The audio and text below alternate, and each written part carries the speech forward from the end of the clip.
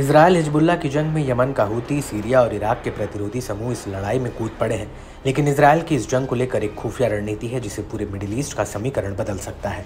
दरअसल middle east में Iran ने इजरायल के लिए एक जाल बिछाया है जिसमें तेल अवीव बुरी तरह फंस चुका है और इसकी शुरुआत 7 अक्टूबर 2023 को हमास के हमले से हुई थी और उस वक्त इजरायल ने कहा था कि उस सांप का फन कुचल देंगे जिसने ये हमला कराया है। आपको बता दें कि इजरायल का इशारा सीधे ईरान की तरफ था।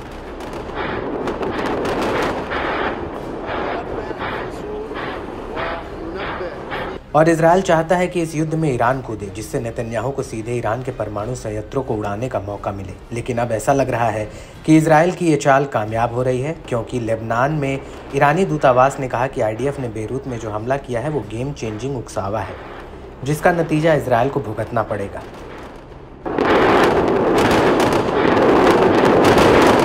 इसको लेकर ईरानी दूतावास ने ट्वीट किया है जिसमें उसने लिखा, एक बार फिर से इजरायल ने घनी आबादी वाले इलाकों में खूनी नरसंहार करके अपने झूठे तर्कों को न्यायोचित ठहराने की कोशिश की है। इसमें कोई शक नहीं है कि यह निंदनीय अपराध और लापरवाह व्यवहार एक गंभीर वृद्धि का प्रतिनिधित्व करता है जो खेल के नियमों को बदलता है और इसके अपराधी को उचित रूप से दंडित और अनुशासित किया जाएगा।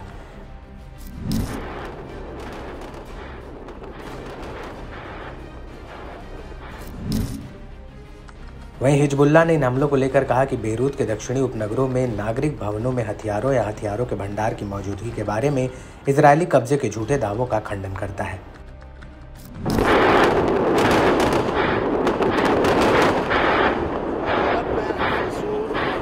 आपको बता दें कि आईडीएफ ने 27 सितंबर 2024 को लेबनान में 30 से ज़्यादा हवाई हमले किए थे, जिनमें से अभी तक 700 लोगों की जान चली गई है जबकि 3000 से ज़्यादा घायल हुए हैं। वहीं ईरान के विदेश मंत्री ने इजरायल के पीएम बेंजामिन नेतन्याहू को दो टूक कह दिया है।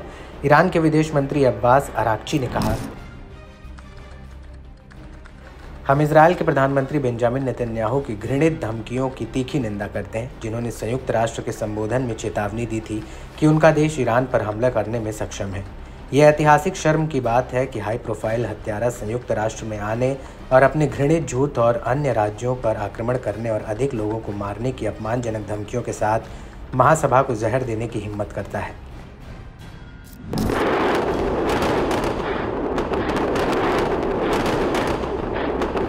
आपको बता दें कि ईरान के इस बयान से पहले इजरायली पीएम बेंजामिन नेतन्याहू संयुक्त राष्ट्र को संबोधित करने गए थे, जहां पर उन्होंने खुले तौर पर ईरान पर हमले की धमकी दी थी। लेकिन बड़ी बात यह है कि ईरान अभी तक सीधे तौर पर इस युद्ध में शामिल नहीं हुआ है।